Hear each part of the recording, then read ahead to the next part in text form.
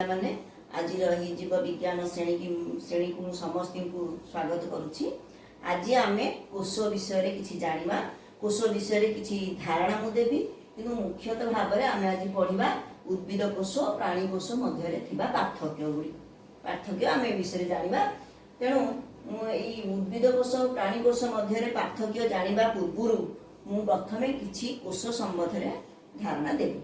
प्रथमे कोष को रॉबर्ट हुक वैज्ञानिक रॉबर्ट हुक 1665 ख्रीष्टाब्द प्रथमे कर्क गोटे कर्क को अणुवीक्षण यंत्र साहाय्य परीक्षा कर देखिले जे कोष गुड़िक असंख्य छोट छोट कोठरी द्वारा गठित से गुड़िक साधारणतः जेहेतु कर्क को से अणुवीक्षण यंत्र देखिले से गुड़िक सेतेबेले मृत कोष गठित होता। तेणु कोष गुड़िक सब मृत कोष गठित होता। से कौन कले ना से केवल खाली कोष जोड़ा कि शून्य कोष गुड़ी को से एका संगे असंख्य परिमाण में देखी। तापर 1667 ख्रीष्टाब्द वैज्ञानिक लिवेन हुक प्रथमे जीवंत कोषर धारणा देते। जीवकोष क्या कहती जीवर शरीर असंख्य कोष द्वारा गठित होता है। सेगुड़िक देखा छोट छोट कोठरी सदृश सेगुड़िक हूँ जीवनर मौलिक अंश। कारण जीवकोषर जीवर शरीर में समस्त जैव रासायनिक क्रिया गुड़िक यही जीवकोष मध्य ही संघटित होता है। प्रत्येक जीव से उद्भिद हो कि प्राणी हो प्रत्येक जीव असंख्य जीवकोष द्वारा गठित होता है। किंतु केतेक कोष अच्छा गोटे गोटे केतेक प्राणी आ उद्भिद अच्छा जो मानकर शरीर गोटे कोष द्वारा गठित होता है। से कोष समस्त जीवर जैव रासायनिक क्रिया गुड़िक मध्य संघटित होता है। किंतु साधारण भाव में जिते बहुकोशी प्राणी हो बा उद्भिद हूँ समस्त असंख्य छोट छोट कोष द्वारा गठित होता है। यह जीवकोष बोली कहुए। साधारणतः आम आज आसवा आम विषय वस्तु उपर को उद्भिद कोष और प्राणी कोष कहले कौन बुझ माने उद्भिद कोष प्राणी कोष कौन ना उद्भिद कोष हूँ उद्भिद मानकर जीवंत शरीर कोष को कहती उद्भिद कोष प्राणी शरीर जीवंत कोष को कहती प्राणी कोष। तेणु से मध्य कौन सब पार्थक्य अच्छी उद्भिद कोष जदिव से एका जीव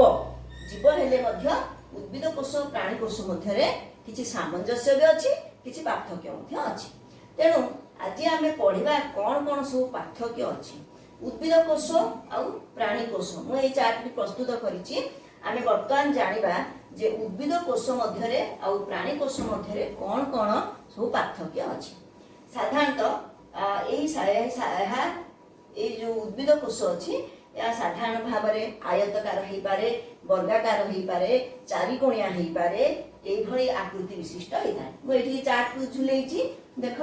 यहाँ अच्छी यहाँ गोटे आयत घनाकार होर आकारटा उद्भिद कोषर। तेणु यहाँ हूँ आमर उद्भिद कोषर गठनर चार्ट यहाँ हूँ प्राणी कोषर गठनर चार्ट। चले ये देखला आम जे उद्भिद कोषर आम आकारटा हूँ आयतकार आयत घनाकार बा चारिकोणिया ये भाव होता है। सेतेबेले किंतु प्राणी कोषर आकार हूँ साधारण भाव में आमर गोलाकार हो पारे अंडाकृति हो पारे केतक प्राणीर जीवकोष अंडाकृति गोलाकार इत्यादि आकृतिर हो पारे। द्वितीय पार्थक्य हूँ आमर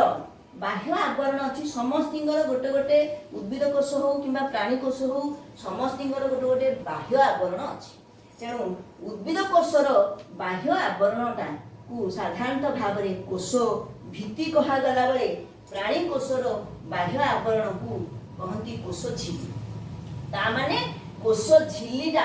उद्भिद कोष अनुपस्थित अच्छी प्राणी कोषटा कोष भित्ति अनुपस्थित अच्छी। तेणु मोटामोटी भाव में आम कह गले उद्भिद कोषर बाह्य आवरण को कहती कोष भित्ति आउ प्राणी कोषर बाह्य आवरण को कहती कोष झिल्ली। तापर आम तृतीय नंबर पार्थक्य को आसवा कोष भित्ति बाह्य आवरण एटा बाउंड्री वाल भाया कार्य करे। तेणु ये जो कोष भित्ति अच्छी ये कोष भित्तिटा साधारण भाव में सेल्युलोज आउ हेमी सेल्युलोज द्वारा गठित होता है। किंतु सेतेबेले जदि आमे कंपेयर करिबा प्राणी कोष को ए बाह्य आवरणटा प्रोटीन लिपोप्रोटीन एथिरे गठित होता है। तापर होउची हमर चतुर्थ पार्थक्य होउची एथिरे अर्थात उद्भिद कोश रे रसधानी गुड़िक पूरा भल भाव देखा जाती आउ रसधानी गुड़िकर आकार बड़ बड़ होता है एगुड़िक साधारण भाव में बहुत कार्य करथांती आउ समस्त माने कौन समस्त केते गुड़िए सब जतेक कोश जीवक भितर केते गुड़िए कार्य करिबार सहायक होता किंतु प्राणी कोशर रसधानी गुड़िक छोट या साधारण भाव में देखा जाए नहीं जदियो देखा जाए एक कोशी जीव मानकर किछि प्राणी कोश रे देखा जाए रसधानी लवक पिले लवक उद्भिद कोश रे ही केवल देखा जाए यह उद्भिद कोश रे केवल देखा जाए किंतु प्राणी कोश रे लवक आदौ देखा जाए ना कारण लवक गुड़िक साधारणतः निज खाद्य निजे प्रस्तुत करिबार सहाय्य करती से उद्भिद कोश गुड़िक साधारणतः निज खाद्य को निजे प्रस्तुत करिथांती किंतु कौन सी प्राणी कोश निज खाद्य निजे प्रस्तुत करिपारंती नाही कारण